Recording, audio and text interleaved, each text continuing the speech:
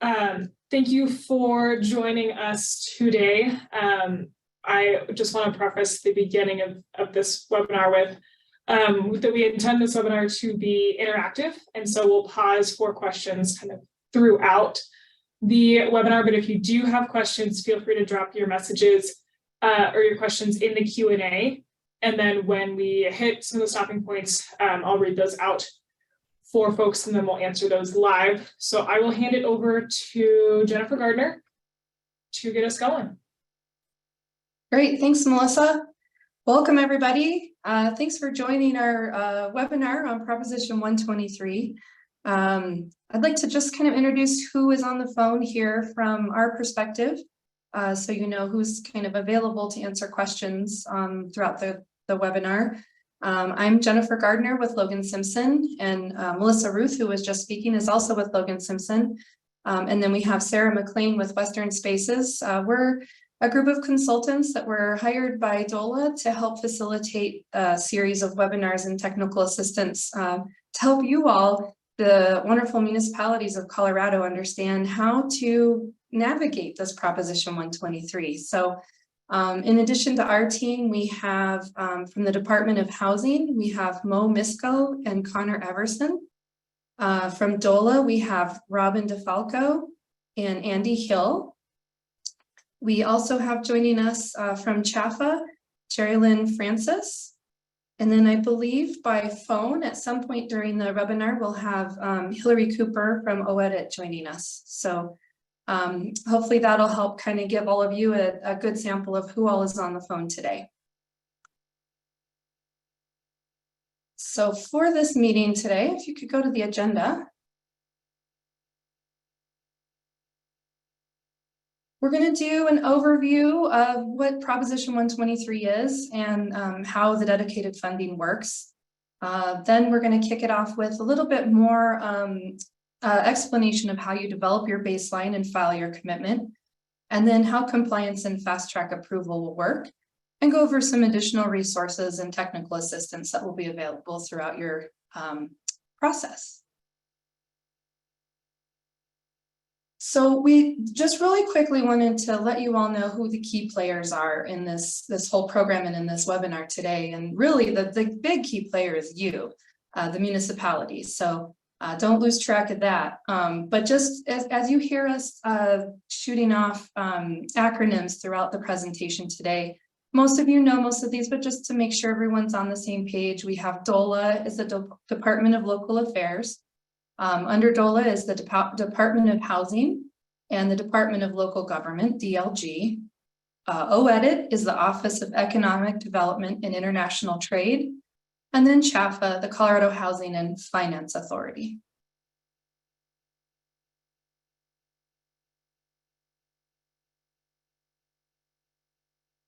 So as I said, we're going to do a quick overview and dedicated funding.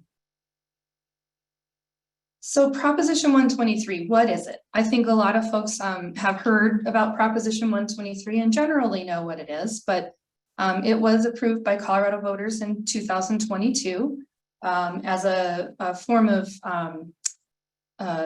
it ties to our taxes and establishes a state affordable housing fund from the tax base. It's an opportunity, really that's the key here, is that it is an opportunity that opens up access to dedicated and sustainable source of funding for affordable housing projects and initiatives.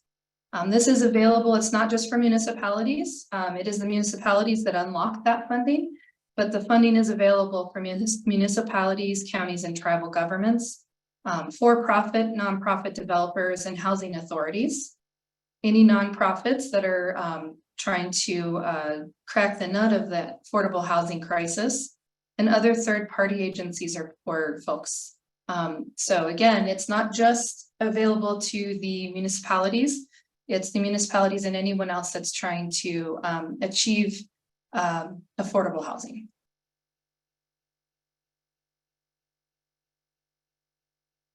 So no action is action. Basically what that means is if you do not file a commitment, then you are taking action saying that you do not want access to this funding. What a great resource, right? So we have 34 communities that peer communities of yours who have already successfully filed commitments. You can see large municipalities such as City and County of Denver, Boulder, Lafayette, Grand Junction, small urban areas such as Salida, Durango, Fruita, Sheridan, and Silt. Rural resort municipalities such as Frisco, Hayden, and Silverthorne. Unincorporated counties, we have Boulder, Saguache, Chaffee, and Gunnison. And then a selection of rural communities such as Flagler, Rangeley, Craig, Paonia, and Glenwood Springs. And kind of how we're dividing these up, the larger municipalities are anything over, I believe, about 25,000 residents. Small urban areas are kind of in that 5,000 to 25,000 range. Rural resort is fairly straightforward. Those are your resort communities. Unincorporated counties are unincorporated. And then the rural communities are the smaller, under about 5,000 residents. So just to kind of give you a cross section of who all has filed so far, so you can see.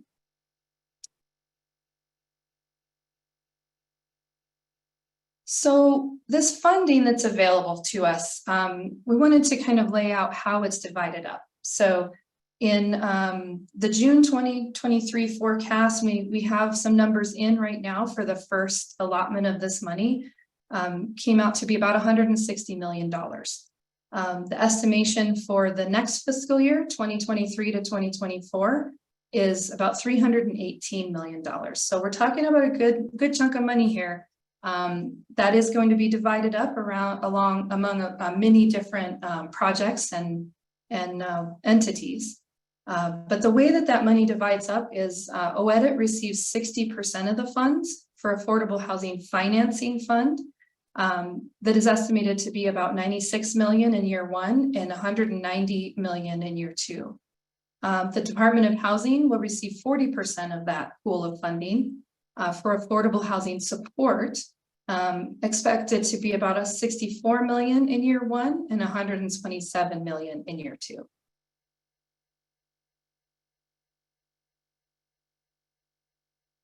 So, like I said, it's a Colorado income tax revenue of 0.3 or 0.1%. Sorry, it's kind of small on my screen. And opting in really unlocks the majority of these funds. So you can see a variety of different programs available when you unlock this funding with your commitment. As we stated, those different funding amounts for the 60% funding managed by OEDIT. You've got CHAFA programs, land banking, an equity program, and concessionary debt. For the 40% that's opened up for DOLA, you've got the Department of Housing and Department of Local Government running an affordable housing or affordable home ownership program, serving persons experiencing homelessness program, and local planning capacity development. And we'll go into a little bit more detail on all of these, but we just kind of wanted to lay out the general programs that are available. Additionally, here's kind of a graphic that we've prepared that you'll start to see throughout kind of the next several months. There's, like we said, the two funding streams. And the way that we're looking at this is, you know, if you look at it from the perspective of a tree, you've got the roots are the community support. So you're coming from this community that needs housing. The trunk is your local government commitment. So that's you saying, I want to commit to this, to increasing our affordable housing stock. And then the rest of the branches are talking about your funding streams and your programs that are available by OEDIT, CHAFA, and DOLA. So the Affordable Housing Support Fund, so this is that 40% that is available through DOLA. We're looking at affordable home ownership programs is about 50% or is 50%, up to 50% of that 40%. So now we're looking at kind of the breakdown within that 40%, what that looks like. Looking at about 32 million in year one and 63 million in year two. The programs servicing persons experiencing homelessness will be about 45% of that 40% allotment, up to 28 million in year one and 58 million in year two. The local planning capacity development program is about 5% of that 40%. Year one, 3 million, and year two would be about 6 million.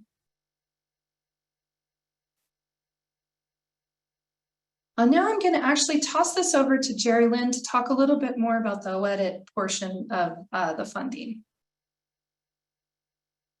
Great, thank you so much. And it's a pleasure to be with everybody today. I'm Jerry Lynn Francis from the Colorado Housing and Finance Authority. And as was shared earlier, CHFA has been retained by OEDIT to serve as the contract administrator for the 60% of funds that they will be managing for Proposition 123. So again, the 60% of funds, which in the first year is roughly $96 million, and in the second year will be just over $190 million. Proposition 123 is really clear how we can use those particular funds, and it's to stand up and support 3 different programs. Those programs include land banking, equity, and concessionary debt. So I want to just spend a minute sharing some of the highlights of how those monies can be used across those 3 programs. So first, let's take the land banking.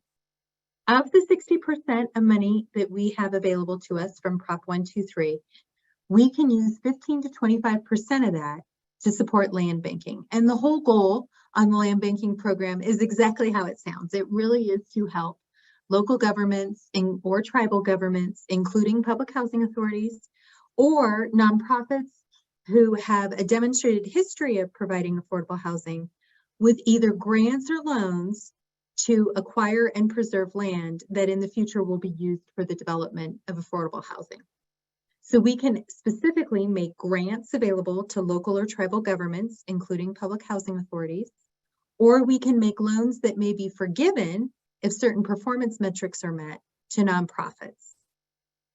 The land that's banked can be used ultimately to help support either affordable rental housing or affordable homeownership.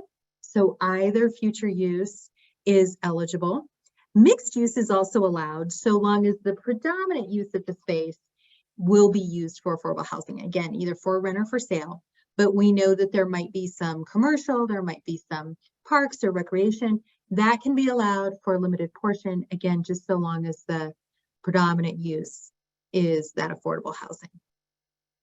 The second program, the equity program, is intended to be the bulk of the 60% available to us at CHFA OEDIT. So for our portion of the funds, the statute says that we should use 40 to 70% of them to support equity. And the equity program really is designed to provide below market equity investment to support the development of low or middle income multifamily rental housing. It can be new construction or it can be preservation of existing. Either way, but it has to support low and middle income multifamily rental housing development. The average AMI supported at the properties that are participating in the equity program, the average has to equate to 90% of area median income. So you can have some of those units serving higher and some of those units serving lower, but the overall average at that particular property can't exceed 90%. There is a little variation there. Last year, the Colorado General Assembly, through House Bill 1304, did allow for rural resort communities to petition DOH, our colleagues at the Colorado Division of Housing, to use higher AMIs for the CHFA OEDIT programs if you feel like that would meet your needs better. So there is that opportunity for rural resort communities, but other than that, the average supported using the equity program has to be 90% AMI. Another unique piece of the equity program is that it includes a tenant equity vehicle. So what that means is long-term, tenants who reside at the property at least a year have an opportunity to share in the equity growth. That sharing can be used to support tenants in securing down payment assistance, or it can be used to support just them building up their savings, either way. But that's a really unique and innovative feature of the equity program that we'll be rolling out with it.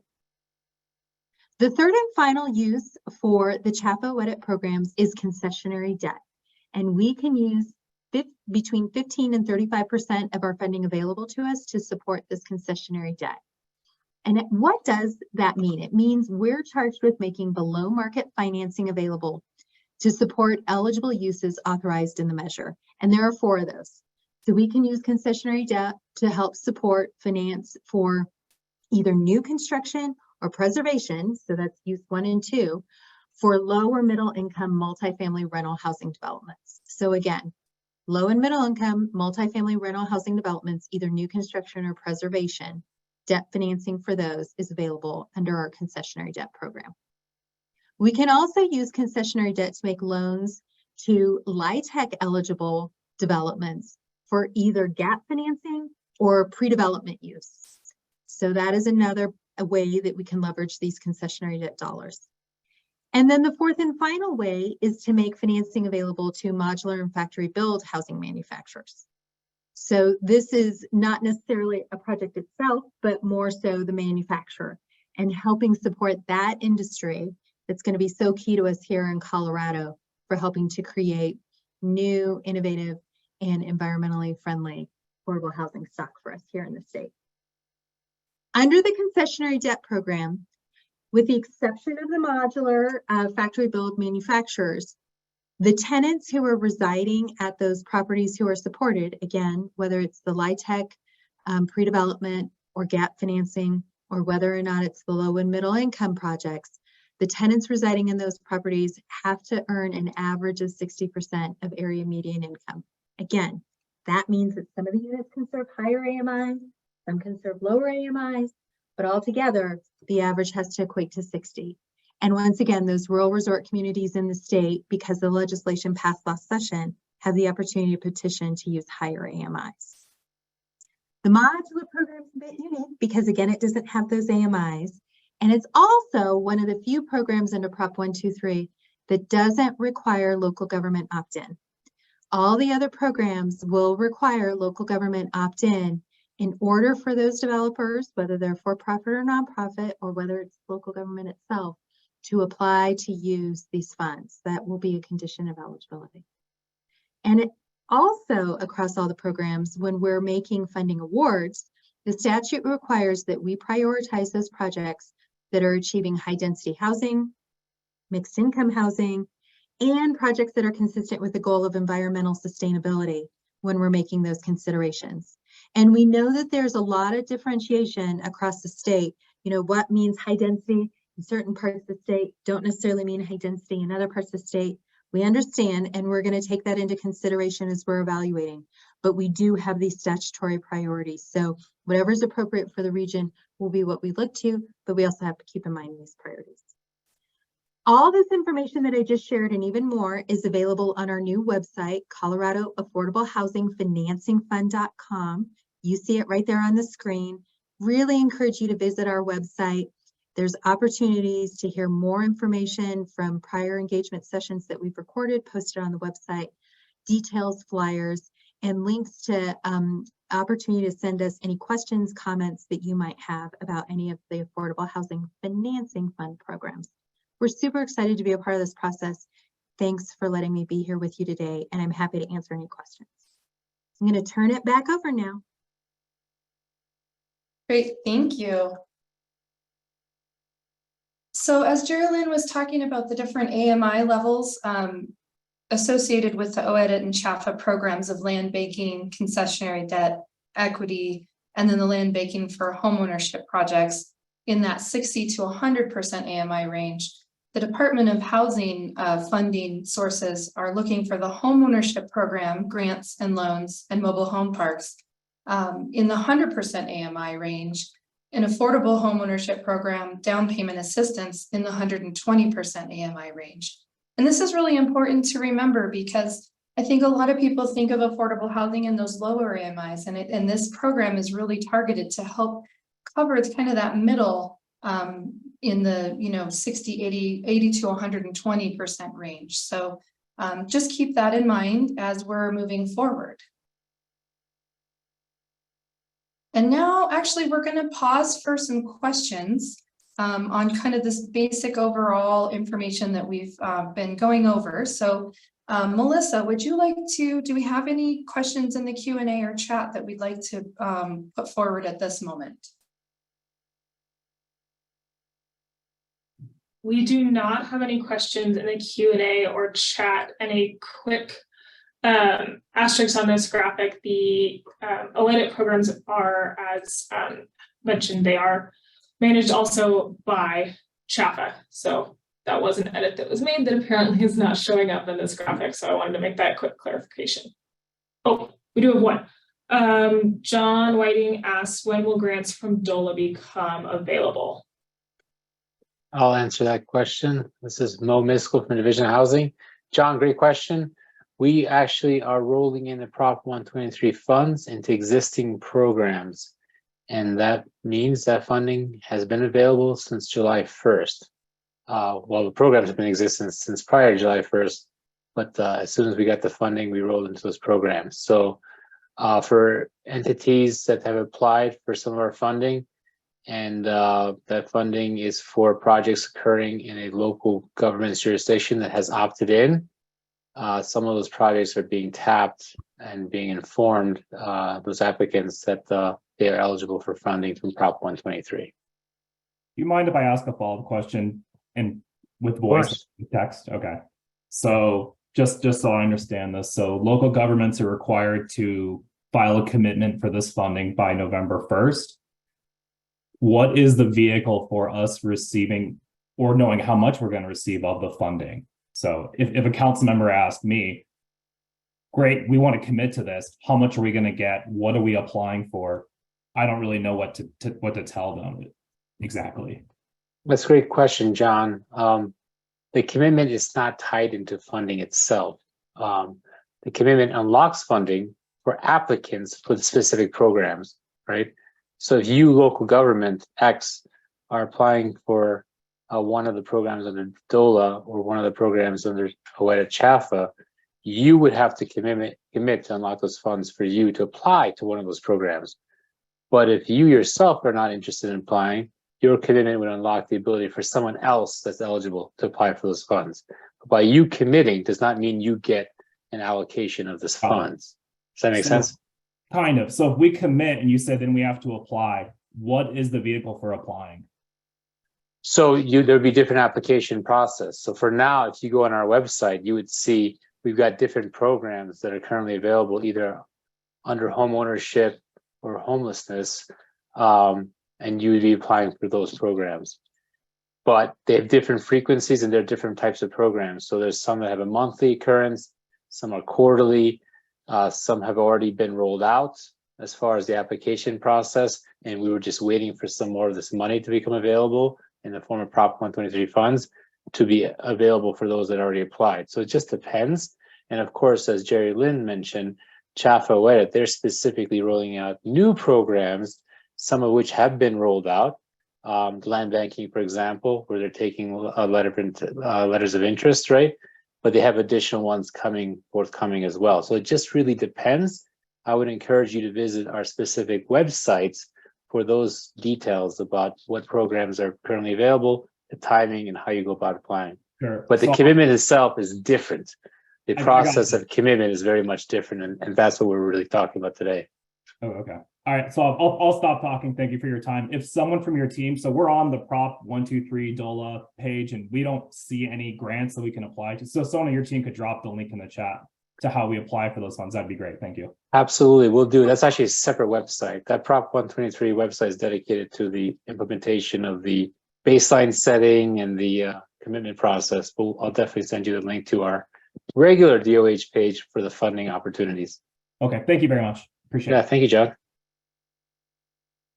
And if I could, I just wanted to respond on the other DOLA programs. There is the Local Planning Capacity Grant Program, which is funding directly for local governments to help their planning department expand capacity and address affordable housing issues. So without getting into all those details, that LOI process will open this fall after the November 1st deadline, because we want to make sure all local governments get a chance to opt in before that program rolls out.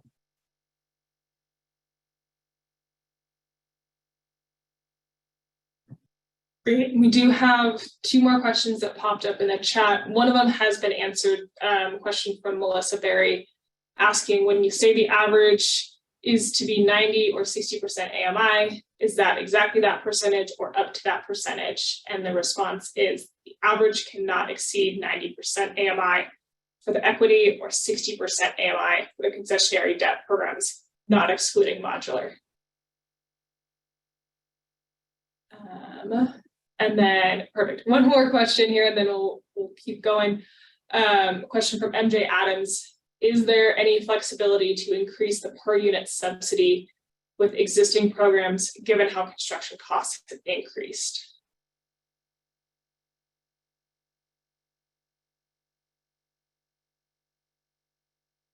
So I'm not sure if that question is more for the DOLA side or the CHAPA-WEDIT programs. I'll start with the CHAPA-WEDIT.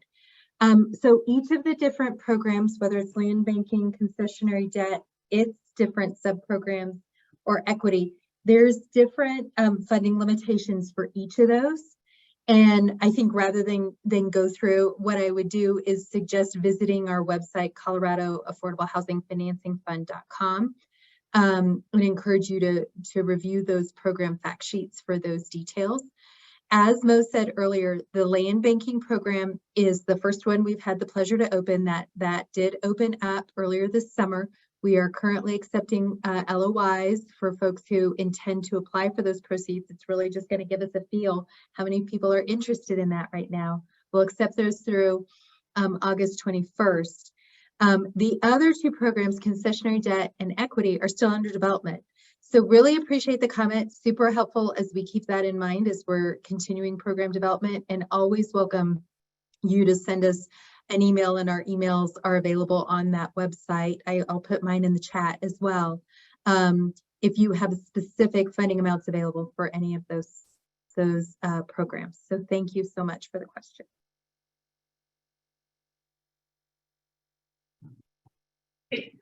We'll go ahead and move on to the next section.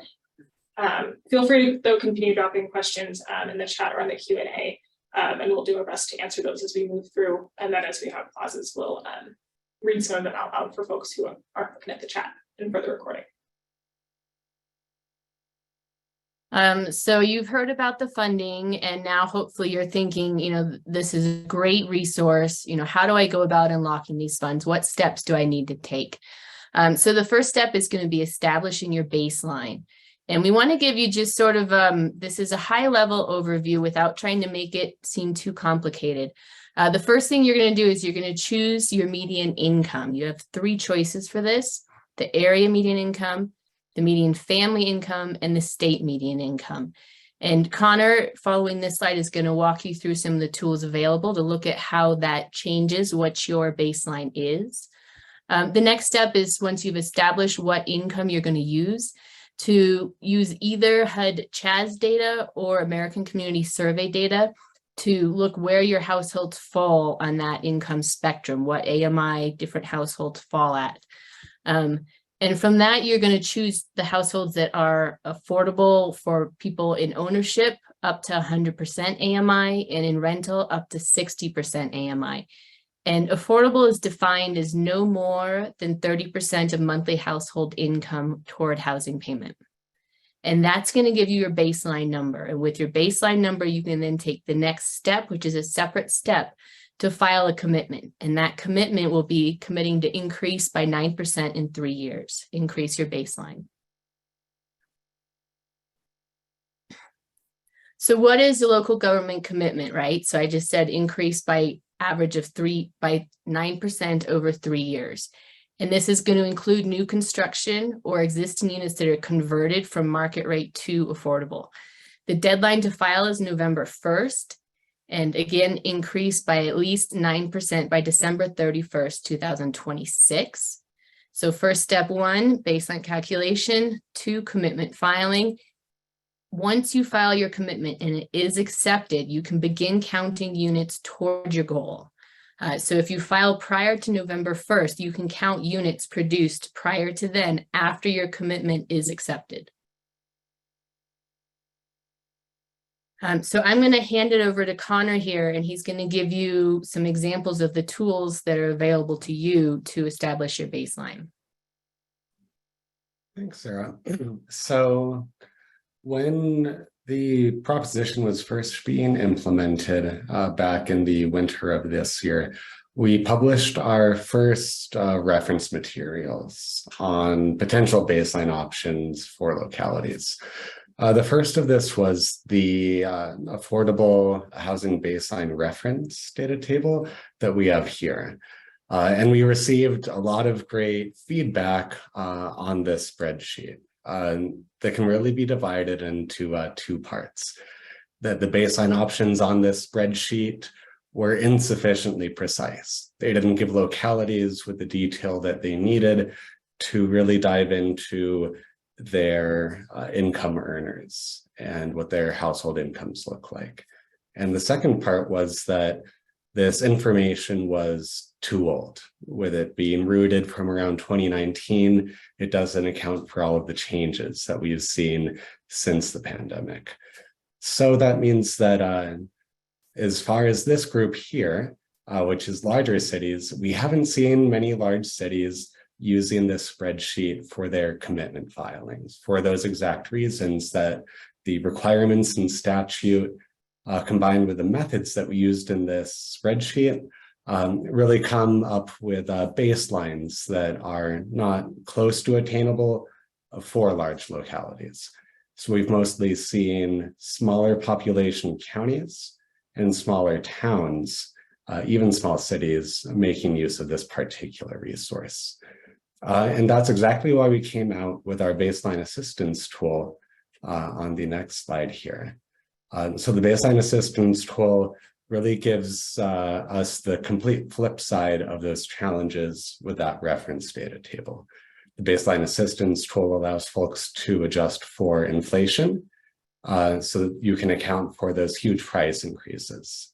And it also gives that opportunity to dive deeper into income limits and choosing where they're from and what year. And really also can help walk through the different math and to see what are the different parts of your housing stock that go into that calculation of that baseline amount of that 3-year goal as you make your own choices to model your housing stock. And I guess the next thing that we're getting into are the alternative income limits that are allowable through statute. So what we recommend for most localities is to start with the median family income of your own locality, just because it makes things a little bit simpler and you don't need to choose a household size as you do with your area median income. For many localities, we're seeing an area median income with a household size of roughly 2 or 3, but it could be as low as 1 or as high as 8. But there's definitely alternatives out there. And we've seen some localities that go through some great research, some great investigation into the economic conditions of their own locality and comparing it to their county at large or their region, allowing them to petition the division to use an alternative income limit, either the state household median income or the area median income of a neighboring jurisdiction. And that neighboring jurisdiction can be any county that your municipality is next to, even if your municipality happens to be on a border and that county is in another state. Really, we will be walking through some more detailed examples of localities that have done this petition, that have used this alternative income limit. So I think we'll get into greater depth in that then. As far as filing your commitment goes, we have an online form-based system to do this. It's called Access Gov. Maybe some of your municipalities are already familiar with it. We've heard from some jurisdictions that it can be quite fast to do the commitment filing once the baseline is determined, maybe taking anywhere from like 15 minutes to 2 hours on the locality side to start filling that out and finishing it. And we have permission today from one of our peers at Colorado Springs to share their own commitment filing. And we'll just kind of walk through each of their sections step by step, not necessarily to show that This is the perfect example, not to give Colorado Springs a hard time or anything, but we asked to share theirs and they agreed to it because they put a lot of thought into putting it together. And we think they'll be more fairly comparable in size to the rest of the localities that are in this call right now. So the first part of this commitment filing is really just some introductory information so that we can have it for our own records. We'll kind of get, let's advance to the next slide after this, please, just because that part is so straightforward. So something that we want to point out for you all is that if your locality would like to use an alternative income limit, that the second part of your commitment filing is where you would really flag that.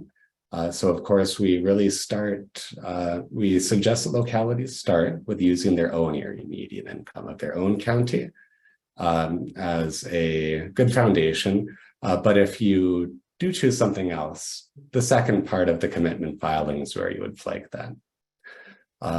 But really the largest part of the commitment filing is section 3, which is where we get into discussion on the baseline determination. Yeah, this is perfect. Sorry, I misspoke.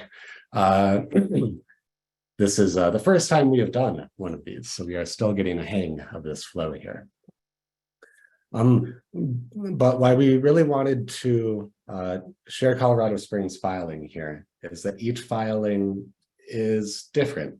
Localities have differing levels of capacity and differing level of depths that they get into when they do their commitment filings.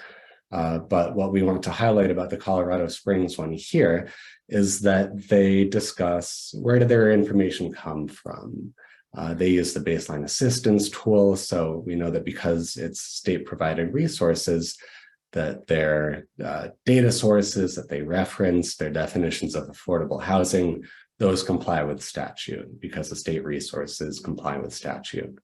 And also the information that they provide on things like the mortgage interest rate, et cetera, that helps us know that they really went through that thought process of choosing the variables in our resources to come up with a baseline that works for them. And we can all really point to where this all came from when we're looking back at this in 2026, 2027. And the conclusion of the commitment process is really quite brief. So on the last slide that we have for this section is an optional narrative for localities to talk about statutory priorities that they do not have to advance, but the statute does explicitly mention the deconcentration of affordable housing, the furthering of sustainability and density. So that doesn't go into any kind of grant agreements that any entity gets. That's not something that is tracked, but it is something that the statute mentions. So we give localities the option to describe that here, and they go into differing level of depths, often citing comprehensive plans or existing efforts. So we don't want that part to be a big lift for localities.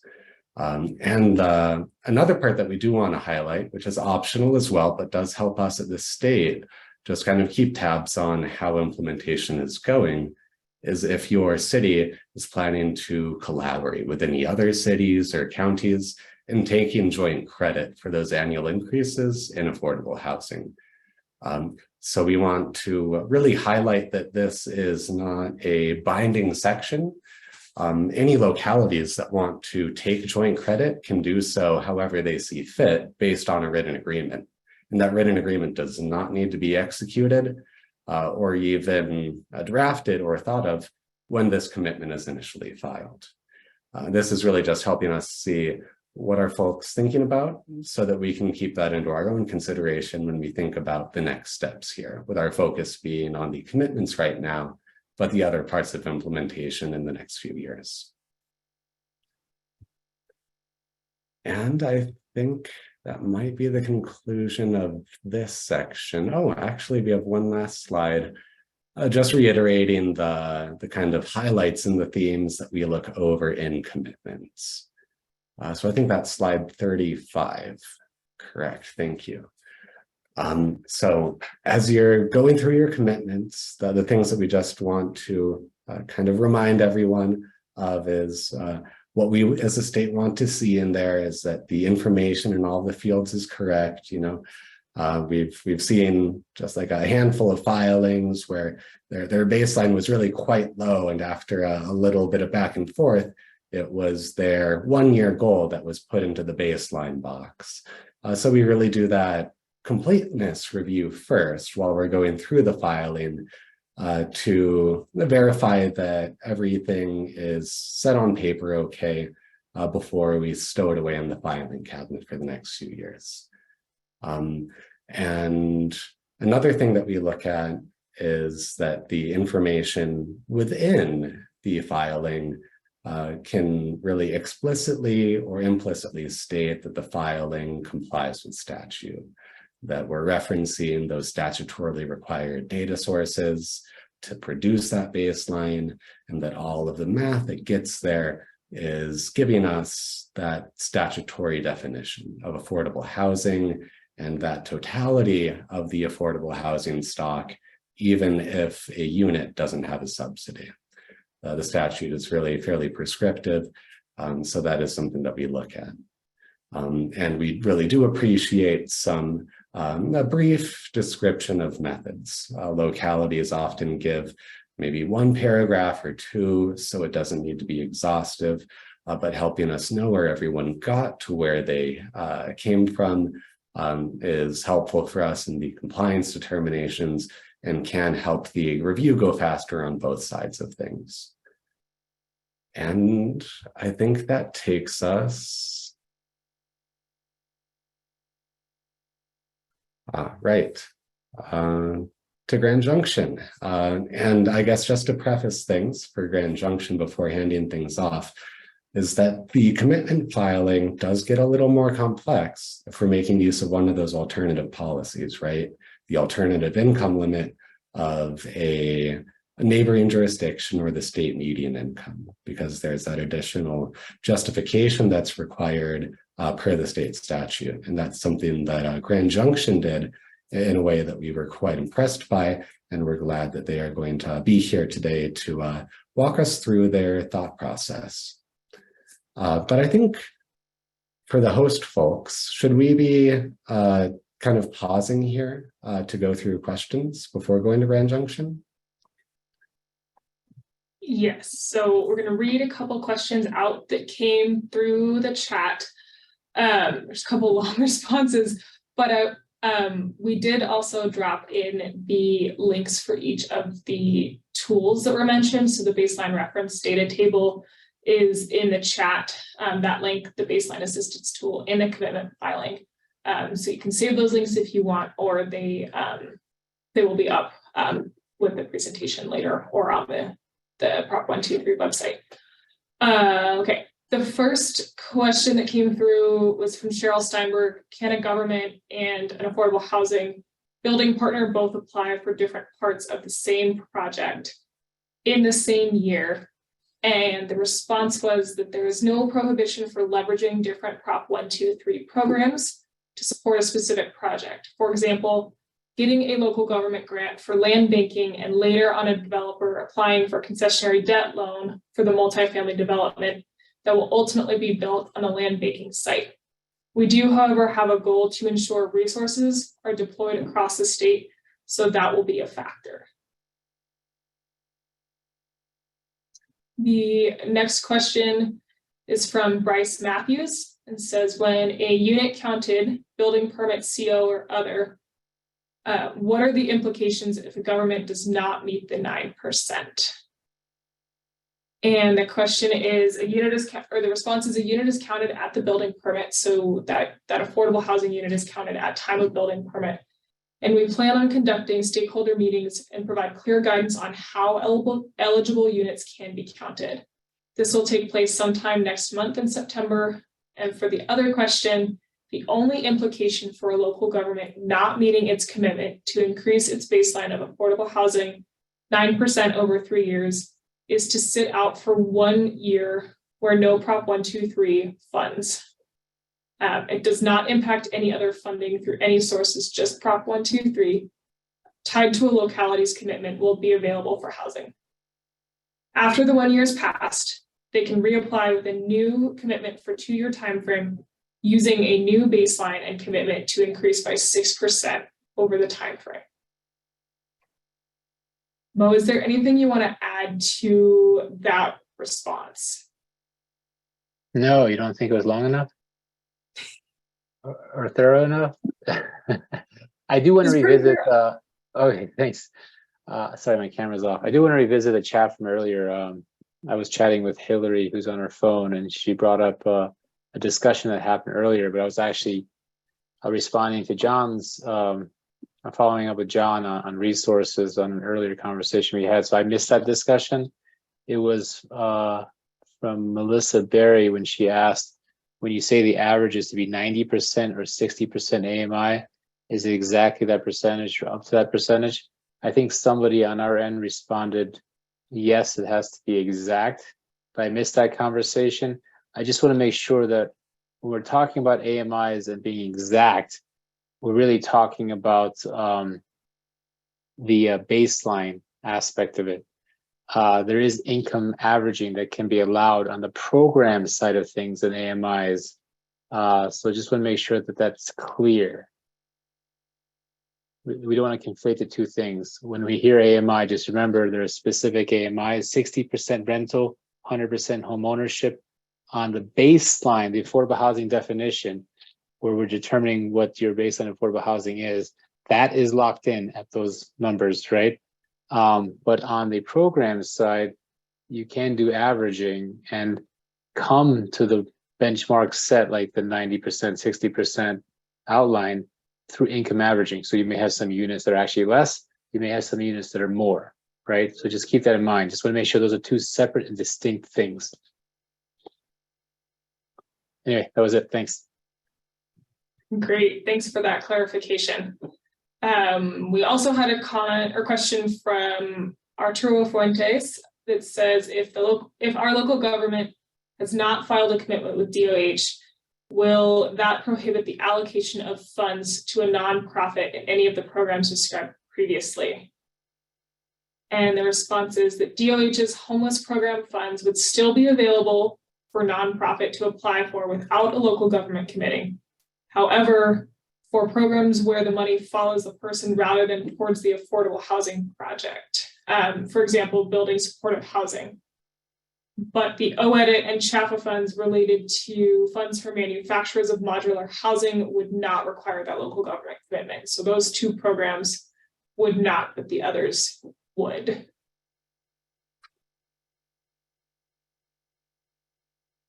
And the last question that I see here so far is from John.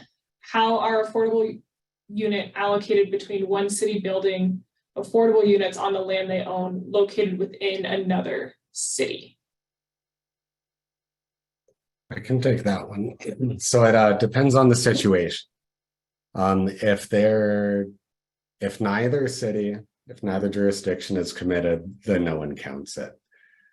If the city that the construction is taking place within has not committed, but the city that's funded that development has, that city that funded the development can't take credit for that commitment. If the best situation would be if both cities have committed and both have a written agreement in place to take that joint credit for that development. And that agreement can split that credit up, however those localities agree on, so long as the units are counted once and only once.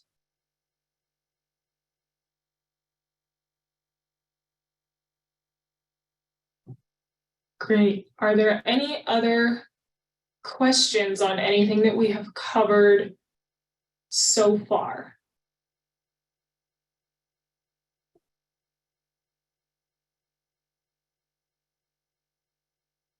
No, everything's crystal clear. Okay, well then we will turn it over to Ashley Chambers from Grand Junction. Ashley, are you with us? Hello, can you all hear me? Yes, we can. Perfect. Thank you all for having me. I am assuming I'm mostly just talking about what happens when things don't align. And so we utilized an area near us, a county near us for our AMI. We utilized 2019 as our baseline, mostly because we had done a housing needs assessment in 2019 and had really clear data from the ACS survey for that year. And then when we looked at that data and even looked at today's income, we know that our income hasn't really adjusted that much, and our county median income is a lot higher than our city's median income. Grand Junction historically is where everyone comes to work, but not everyone lives. And so we have a lot of communities surrounding us, like Fruta, Palisade, the Redlands, that are higher income areas. And so a lot of people commute into Grand Junction. So while our area median income for our county is, I believe, $78,000, our city of Grand Junction AMI is about $55,000 to $58,000. And so when we looked at surrounding counties, we attempted to align and did align our AMI to Delta County, which had an AMI of 57,000. And so it aligned much more closely with our city's AMI. And since we're a city who is making a commitment on behalf of our city, it made much more sense for us to use that county's AMI over our own county AMI. And so we were able to do that. We got notice today that we were accepted. So thanks to the DOLA team for getting that turnaround so quickly. I think also our community, while people are lower income here, we've historically had fairly low rents. And so that was one of our worries. We've historically only put out about 35 units of affordable housing a year. And so our baseline is a stretch even for us, which I know many of you experience as well, but 125 units is our new goal. And we adopted that formally as our housing goal last week. So we're really excited about moving forward, and we are going to push for that those numbers in the future and look forward to seeing how much we can get accomplished.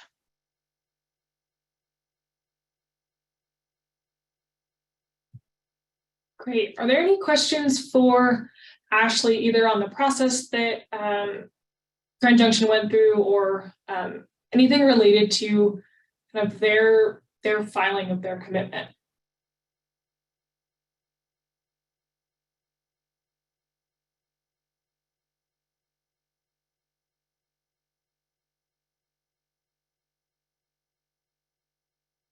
No?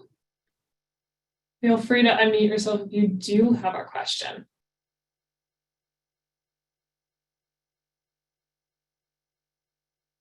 Go ahead, Paula. I see your hand up. So just to clarify, Ashley, so based on your data that you've had collected in Grand Junction over the last couple of years, and that your income level, you felt your area median income level that the city itself had identified did not seem to match the other sources based for the city's records from like the community survey, nor the county's census records for AMI, but Delta matched better, so that's why you chose Delta as a cleaner fit for what you as an organization felt is more accurate numbers for your city. Correct. So when you look at our county AMI, it is significantly higher than our city's AMI. And so we utilized our city's AMI in determining that we more closely aligned with Delta County AMI. Thank you.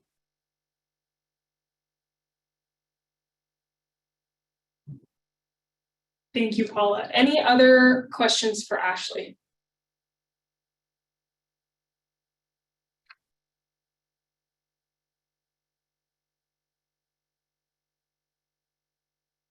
No? Okay. DOLA folks, is there anything else that we wanted Ashley to cover before we let her go? No. Oh, sorry. I was just going to say, I thought you did a great job. Thank you so much, Ashley. Really appreciate it. Thank you. I was just going to ask you, Ashley, out of curiosity, sort of from start to end, how long did your process take looking at these numbers and thinking about how you wanted to approach it and then actually filing? Yeah, so we utilize the baseline tool. And so, like I said, in 2019, we already had a housing needs assessment completed using the ACS data and other similar data that we could utilize for the baseline tool. And so we had used those same numbers. And what we did is we looked at our vacancy rates. We have incredibly low vacancy rates. We're at 0.9% for rentals and 1.9% for homeownership. And so we were able to utilize those numbers and input that. Then we essentially looked at our rental rates. So because we had that data in 2019, we then could look at where we are now in 2023. We've had a 55% increase in rental rates and a 60% increase in homeownership rates, or homeownership prices, excuse me. And so we kind of, we actually originally had done this in May and then reran the numbers in July, but really the unit count was about 1 difference. And so as I kind of played with that tool, I chose several different county AMIs and really looked at that AMI, what the dollar amount was at like that top number in the baseline tool to try to really find the one that more closely aligned with us. And so once I kind of was like, I wonder if I play with all these things, how we could really align it best for our city. And so truthfully, once we had kind of, once the baseline tool came out where they had some adjustment for inflation and those kinds of things, it really had only taken about 10 to 15 minutes to find the right county AMI that fit within our jurisdiction. And then I had sent over to DOLA before we made the commitment. We were going to council. We were taking these numbers to council in a resolution to be able to pass this. And so we were really worried about having to go back a second time or a third time if we didn't have our baseline approved. And so we had some preliminary conversations with the DOLA team and said, does this look right? Do you have any questions? Can we clarify any more? And so we were able to do that. And I'm so thankful that we were. And so when we took that to council, even though we hadn't made our baseline commitment yet, we were pretty confident that based on the feedback we had gotten, we were headed in the right direction. And so once I had that, I just kind of copied and pasted what I had sent to the DOLA team into the metric, the actual commitment. And that piece was really quick. And so I made the official commitment last Friday and we heard back today that it was accepted. So the turnaround is really fast.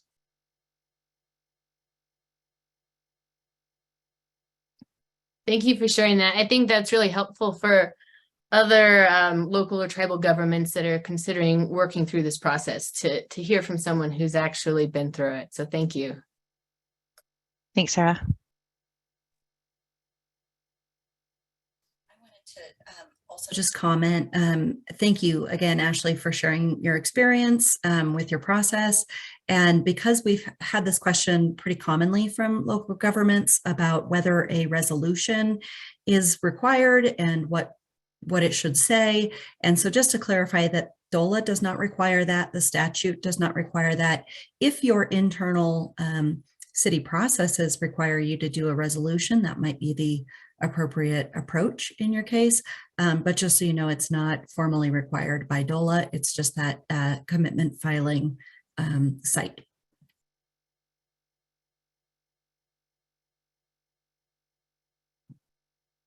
Thanks for that clarification, Robin. Any other final?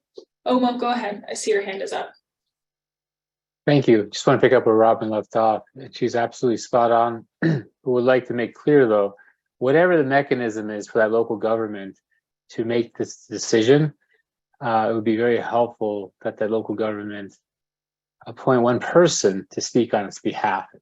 In other words, to file that commitment, if that's the direction it wants to proceed with, and of course, making sure they're in alignment with what that baseline number is, and how they do about justifying achieving it.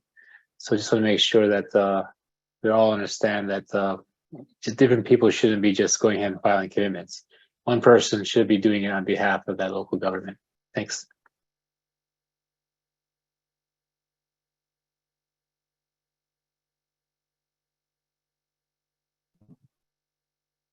Great. Well, if we have no more questions, thank you so much for joining us, Ashley, and walking through the process that Grand Junction went through and being available for questions. I think then we will move. I don't see any more questions coming through the chat, so we will go on to the next section of today, which is the filing takeaways. Sarah, why don't you take it away? I'll take it away. Well, thank you again, Ashley. And I think some of what you said is said in this first bullet point, which is that it does not take much time to file. It seems daunting, feels like there's a lot of moving parts, but what municipalities and counties and tribal governments are saying is that it is not taken that long. The most successful localities have a 3-year goal with balancing needs, capacity, and reality. You can work with the numbers a lot and try to get it to what fits for you. The Department of Housing will only ask you to resubmit your filing if it is incomplete or not compliant with statute. The only downside to not meeting your commitment is that you're not eligible for funding in 2027, and that's only in 2027.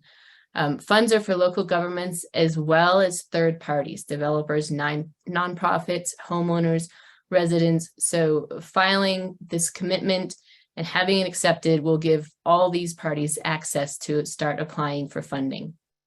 Once filing is accepted, only your community name is published on DOLA's site currently. No details of the filing are shared outside of that. So with that, we have one more chance here to sort of wrap up the filing takeaways if anyone has any questions at this point before we move on.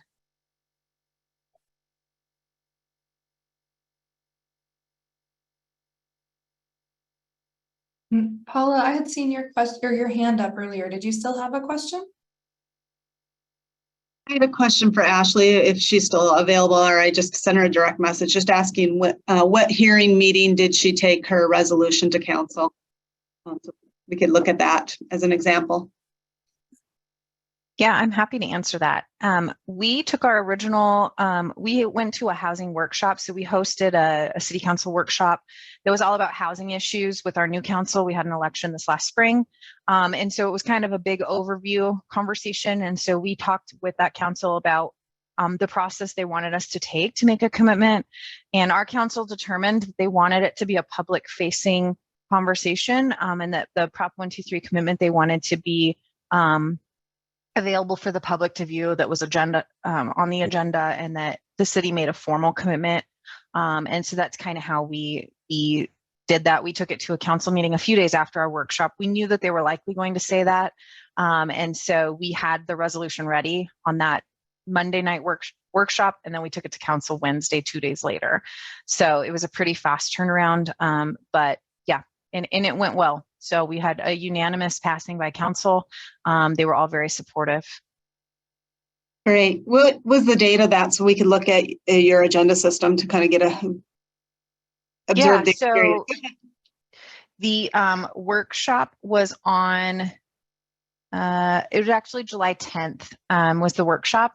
And then I forgot, we had actually moved we had to move the agenda item. So it ended up going on the August 2nd workshop, or a city council meeting. Thank you so much. No problem.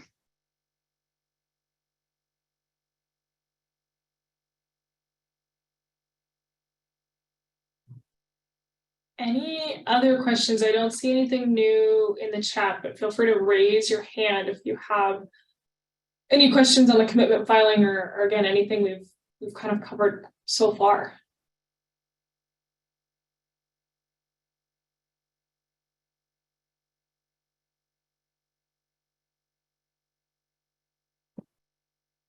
Okay, then we will move on to final piece.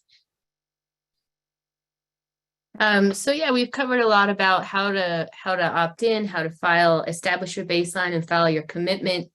So just a little bit about compliance and fast track approval. This is not necessarily something that you should be concerned about at the moment, but you should be aware of. So the deadline for filing your commitment is November 1st of this year. And that makes you eligible for funding for the years 2024 through 2027. You can opt to file a 2-year or 1-year commitment to finish out the 3-year cycle if you choose to not file this November 1st. The deadline to meet your 9% increase, if you filed this November by this November 1st, would be December 31st of 2026.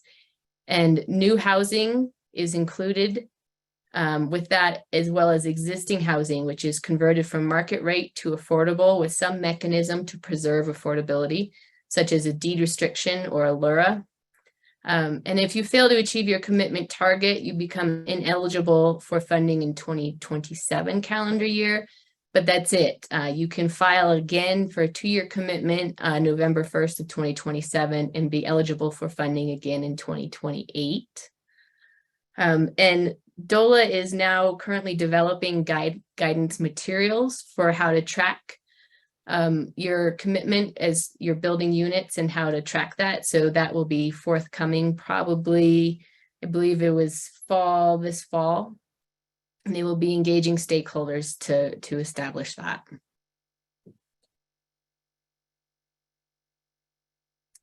And as far as the fast track approval process, it is not required for this first iteration, but it must be in place if you're filing a commitment in 2026 on November 1st.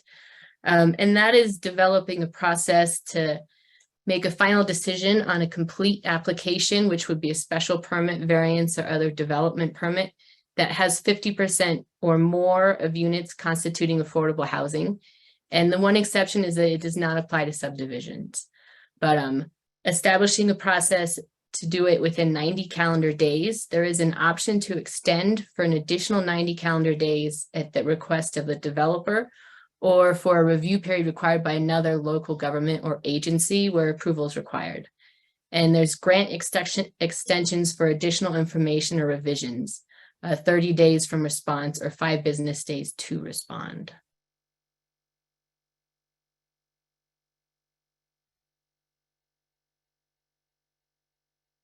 So some of the takeaways for compliance and fast track: demonstrate 3% increase annually or 9% over 3 years. Fast track is also not required until November 1st of 2026. Conversion of units count toward your commitment. Loss of existing affordable units does not affect meeting your commitment. New units count toward commitment at building permit, so they do not have to have a certificate of occupancy by the end of 3 years. And you can start counting units produced as soon as your filing is accepted. And additionally, and I think this is important to point out, you can develop regional partnerships if you want to have multiple jurisdictions building housing jointly. And I think this is a good moment to pause for a second and see if we have any questions coming in. Sarah, this is Cheryl Steinberg. I have a question regarding countable units. Excuse me. I've heard conversion, I've heard preservation, and then of course new unit. And I understand this probably isn't hammered out yet, but if we're preserving existing affordable housing by utilizing LIHTC and Prop 123, or even just not even using Prop 123 yet, just using LIHTC funds, then we are extending out the duration of it, maintaining its affordability status. Is that going to be counted towards our total, or do we know yet? I might need to lean on someone else for this one, but my understanding is that it would not, because it's already existing affordable units and it would have been counted towards your baseline estimate. But if anyone else wants to chime in, I welcome it.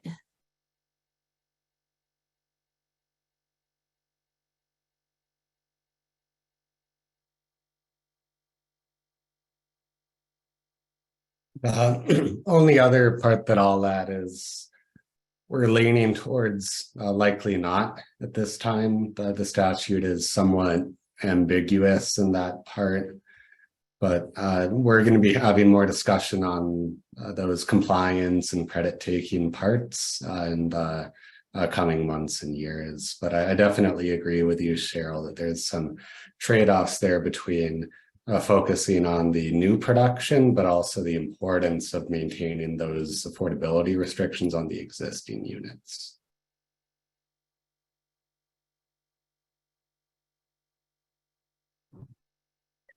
Do you Any have a questions? couple? Good. I was just gonna say, we do have a couple of questions that came through the chat. So Brad Bolin asked, is the 90 days that is with a municipality, that the application is with a municipality for review, and the response is correct, but the law states the clock starts upon a complete application. We need to do some local stakeholder and local governments and affordable housing developers to determine what exactly that means. And those stakeholder engagement processes are intended to start in October. So stay tuned for more detail on that fast track approval process. There's another question here about fast track. It says that the slides note that different types of, it's from Kaylee Hill, that slides note that different types of permits require a 90-day approval. Does that mean each one of those permits has a 90-day horizon, or the entire development process needs to be permitted within 90 days? Some processes require 3 types of permits. Yeah, I was just typing a response to Kaylee, but I will delete that and do it verbally. Similar to what Brad, the discussion with Brad I just had via chat. These are the types of questions we need to iron out a bit more through some additional stakeholder in Kaylee to answer your question in a roundabout way. The language in Prop 123 about the fast track approval process is limited. It has some interesting words, as you pointed out, different types of permits. We need to figure out what that exactly means in totality. So we plan on kicking off stakeholdering, I believe it's in October, specific for this part of it. We've got plenty of time to incorporate what that process will look like mercifully, but there's a lot hanging on it, and so we want to make sure we get it right. That means having conversations with local governments as well as developers and other interested parties for that matter. Obviously, they're proponents of Prop 123 that might have had something envisioned when they wrote it, so they'll be at the table as well. So a lot more conversations to be had about this. Keep those questions handy. Keep any good ideas that you have also handy. And of course, help educate all of us on what the process actually looks like for your jurisdiction and how 90 days may fit into it or not fit into it. So keep that in mind and stay tuned for more to follow here in the near future. Thanks, Mo. I think Daniel, you had a question earlier. Go ahead. I did, about the sitting out in the 2027 round. If a community makes a commitment for this first round, fails to meet that threshold of units, sits out in 2027 and wants to reapply, I guess starting in 2028, do they, to be eligible and stay eligible, does that community have to make up that deficiency from the first round in addition to whatever commitment they're making for the 2028 and beyond? Or is it basically sort of a fresh commitment and clean eligibility? It is the latter, Daniel, but excellent question. That question has not come up in the way you packaged it. So thank you for that. You'd be establishing a new baseline at that point after that year timeout, if you will, and committing to increase that new baseline, whatever it is, by 3% each year for a 2-year commitment. So it'll look very much differently from what you originally committed to.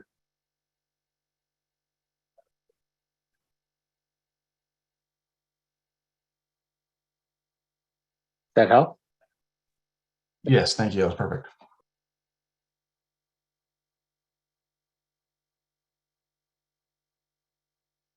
Thanks, Mo. We do have one more question in the chat from MJ Adams.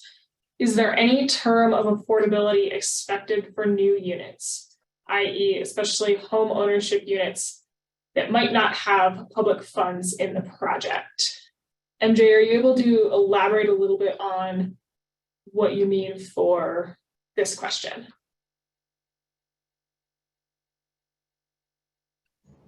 Sure. Hang on. Yes, so if we have, if we're doing home ownership and we're using some local resources, is there any sort of minimum term expectation for the deed writer if it's going to be in a home ownership project? So if it's a, 5 years or 3 years, if we don't have a deed writer on the property, then it could very well exit the affordable home inventory if we don't have some level of expectation about it being affordable for a certain number of years. And I'm not seeing or haven't heard of any expected term.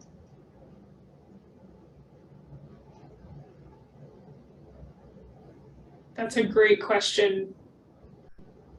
Mo or Sarah? My understanding is that there's no requirement for a term for the deed restriction. Different programs have different requirements depending on what funding you're able to take advantage of. For the next round, if you opt in to start your baseline over again in 2027 and file for the next round of funding, your baseline will show if those units were lost or if they were retained. And that will count on your baseline for establishing your new commitment for the next round of funding.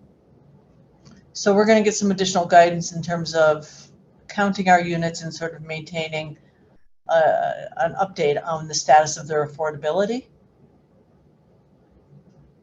Not exactly. So there's the two completely separate tracks here. So on the programmatic side of things, and I'm sure Jerry and Lynn Mo probably have more to say about that, is that the affordability period for the programs will definitely depend by the program. But when we're looking at the actual credit taking, the credit taking does not require an affordability period or a deed restriction necessarily. The most important part is the unit that you're taking credit for affordable or not, and was that permit actually issued during that cycle for the commitments. So there can be a naturally occurring affordable unit that is taken credit for, an ADU maybe that's taken credit for. We had that in-person meeting in Lakewood just yesterday, and there was some localities that were asking us, what does that look like to take credit for a unit at the time of permitting when it's a market rate unit and no one knows the rent? And we don't exactly know the answer to that question yet. So that is also on the agenda for the coming months. Great, thank you. I just want to make sure it is on your agenda.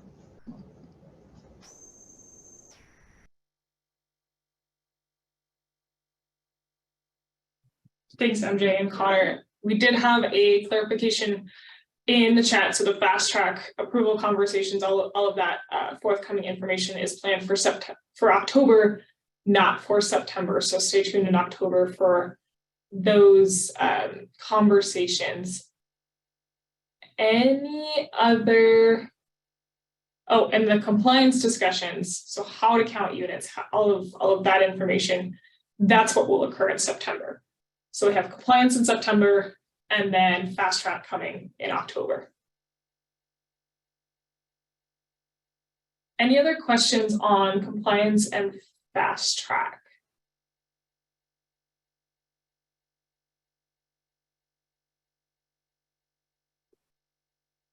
No?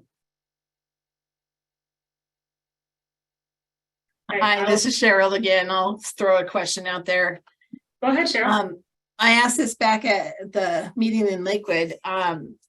If we're combining funds, they might be federal or other, will the 90-day limitation apply because they just take longer? Or will there be maybe another timeline?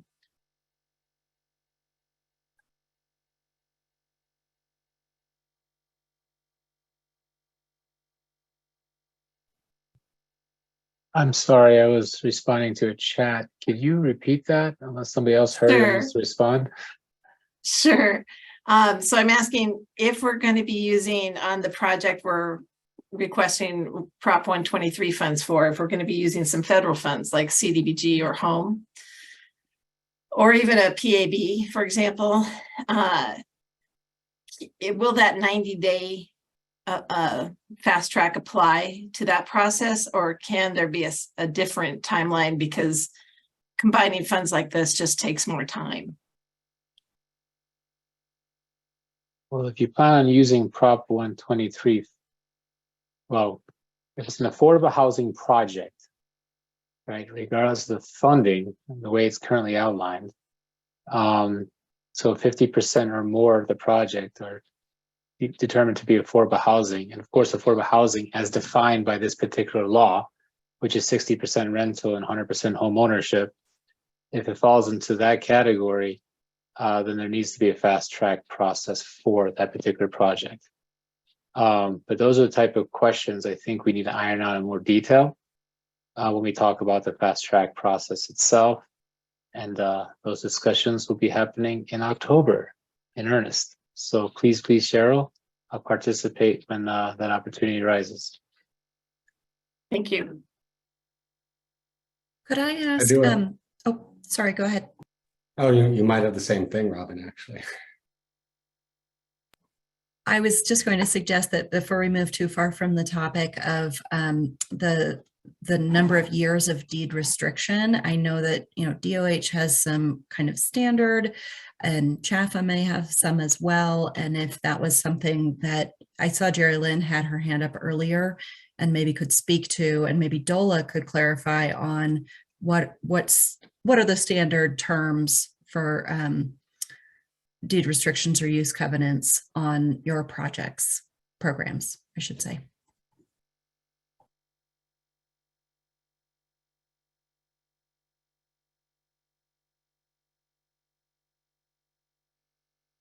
Hi, happy to.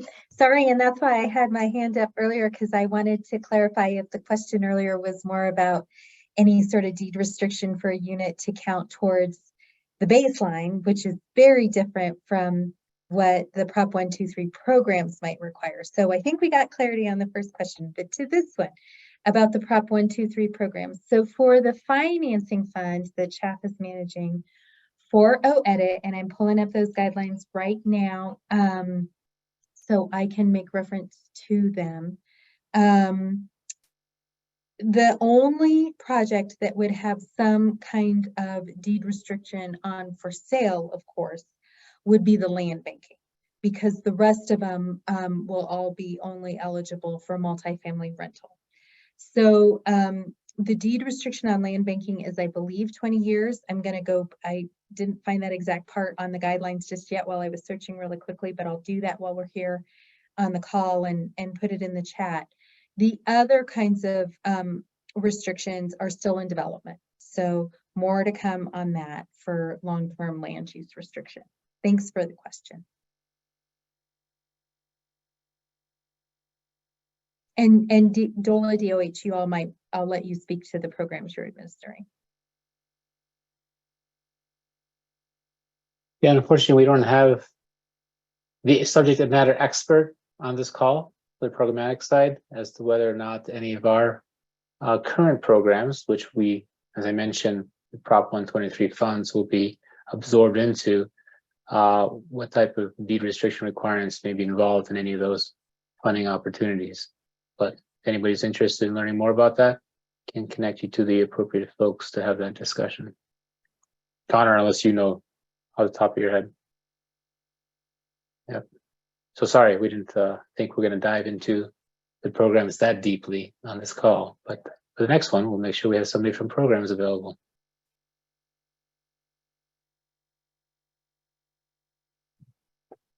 Thanks, Mo and Geraldine. Ashley, did you have a question? I see your hand is up. Yeah, I know we're diving into the unit count question more in September, but I know we had talked about naturally occurring like ADUs. Does that mean that on the homeownership side, we'll be able to count homes that sell in our area that are within that affordability as well? And you can definitely put me off till September unless you already know the answer, but that's been an ongoing question here that I keep hearing from our council and others.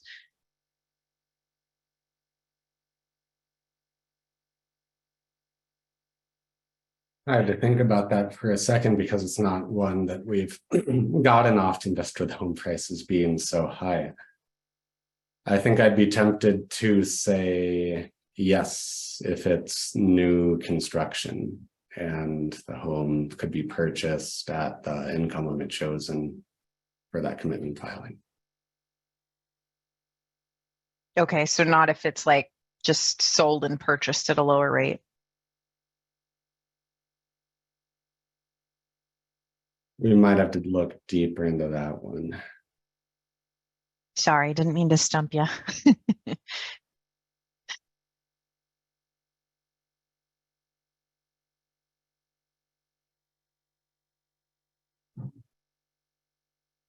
Great. Any other questions on compliance fast track or counting of units?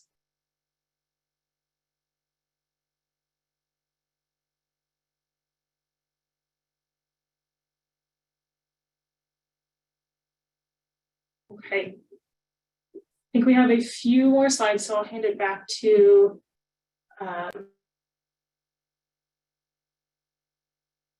I'm ready.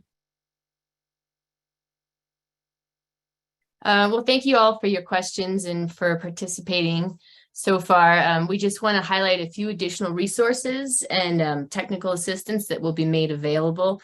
We're hoping that this has been a great opportunity to answer most of your questions and that you won't need technical assistance, but it is available and we'd like to let you know a little bit about it. I'm going to skip to the next, there we go. So DOLA has an engagement site which provides really 3 services: education, it has articles, FAQs, key dates. For services, you can submit questions and there's links for commitment submission, which is coming soon. And then there's opportunity for feedback with comments and polls. And so this is a resource going forward for you to be aware of. And I believe we'll throw that link in the chat for you.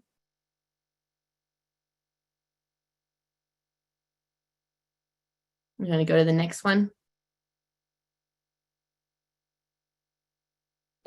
So the technical assistance workshops, we're going to be doing them actually starting this month through October. And it's to provide you a little more assistance in establishing your baseline, filing your commitment, and unlocking access to the funds. The webinars that we're doing now are in August, and then we'll be doing small work sessions with small group and regional. And then additional technical assistance will be available by request. The contact information for Andy and Robin is provided here. I think we could probably also throw some of that in the chat if you would like us to.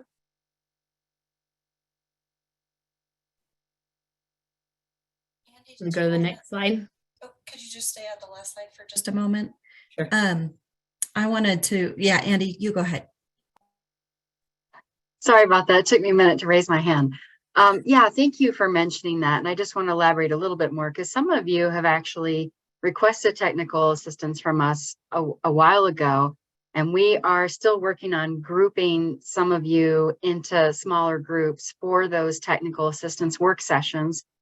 We had a lot of demand, but we will make sure that we provide that assistance to the best of our ability as soon as possible. So we're working on that right now. We will be reaching out to you very soon, probably in the next week or two, to schedule those technical assistance work sessions. They will probably be held in September and October. I realize that's getting us a little close. So if you're nervous about that timing, you need sooner timing, please email Robin or I so that we can see if we can't rearrange some things or get you some help sooner. We'll be coordinating with some COGs and different groups, so we'll reach out to you for those details. If your jurisdiction has not requested TA, but you'd like additional help determining your baseline and submitting your commitment, also email us and let us know, and we'll do our best to add you to those sessions. Anything I missed, Robin? Well, I just wanted to note that anybody that is registered for this webinar, we have your name and email. We will make sure that we reach out to you when your region has a session scheduled. So whether you signed up on our spreadsheet earlier or you attended this webinar, rest assured you're on our list and we'll make sure to follow up with you. But don't hesitate to reach out to us. As Andy said, if you're feeling the urgency of getting it done, and you have a question that we could help with.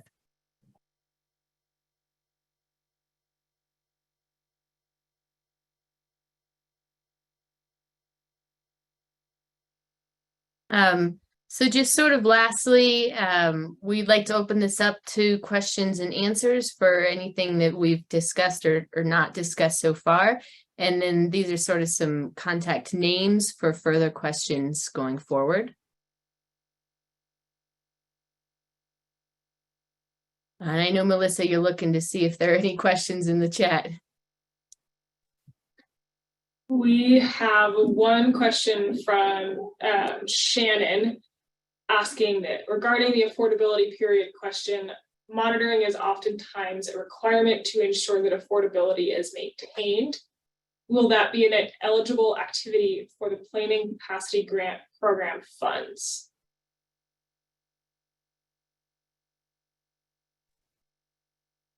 I could answer that. So sorry, I'm not seeing the question. I was going to try and make sure. Okay. Okay, so the Planning Capacity Grant Program, which is specifically for local governments, would provide grants to local governments that would help you address your affordable housing goals, such as figuring out how to achieve fast track, or maybe just addressing capacity issues with your planning department. And so we envision that grant, we have not nailed down or set in concrete yet what the grant eligible project types would be, but we anticipate that this money could help you keep track of how many units count towards your goal, explore other strategies within your city government to address affordable housing. And so I feel like the question is asking about kind of managing affordability periods such as deed restrictions on units, and that might be eligible. Andy, do you want to chime in? Just trying to make sure I'm understanding the question, or Shannon, do you want to restate your question to help me understand? That'd be great. Yeah, I think it's just if we could use the funds to, hire a staff person or that can help manage the ongoing compliance of the affordability period. Yes, we do hope and anticipate that the funds will be able to be used to help with staffing and or bringing on consultants to help your team with that kind of project. And again, not finalized yet, but the more we hear what local governments feel they need for that program, the more that will help us develop those program guidelines, which we hope to publicize in the next couple months.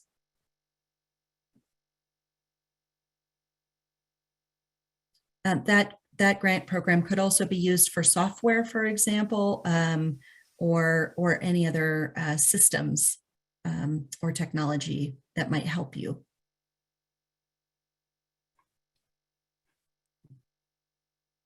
Thanks, Robin. We do have another question from Bryce. Will this presentation be available online or be sent to participants? Yes, the presentation is being recorded, so we will have the video recording and then the slide deck posted to the Engage DOLA website. Robin or Connor, do you want to add anything about when we'll be posting that? Soon. And I would just add that the session next week is for smaller municipalities. If you are from a large municipality, but there's another member of your team that you think should participate in a live session, I still think that the August 15th session next week would still be a good option. Very similar content. We'll just be highlighting some smaller jurisdictions in our examples, and otherwise these sessions are pretty similar, all 5 sessions that we're offering through the month of August.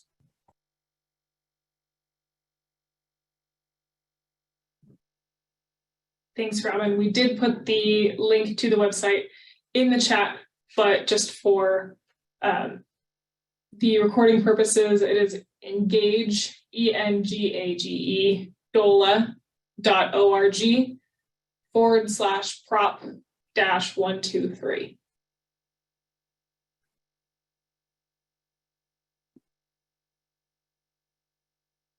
Alrighty, I'll turn it back to Sarah or Jen to close us out if there are no additional questions.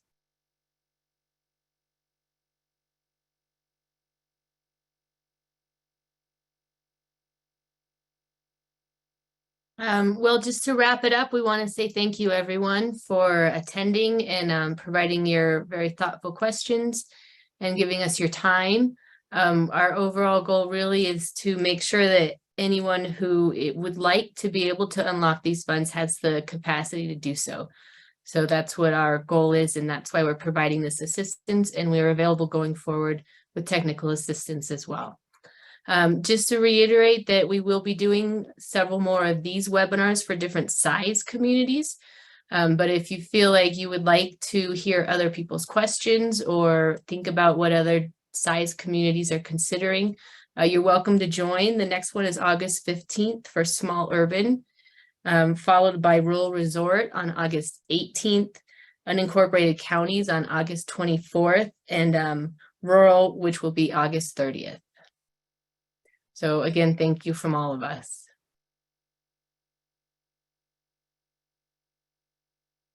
Thank you. Thank you, folks. We did drop one more link in the chat before you go. It is the CHAPA site. It is www.coloradoaffordablehousingfinancingfund.com. So that's where all of the information on the CHAPA programs, what it programs live. As always, please feel free to reach out to any of the folks that we had the contact information for on the last slide if you have any questions. And thank you for attending and spending your afternoon with us. Have a great afternoon.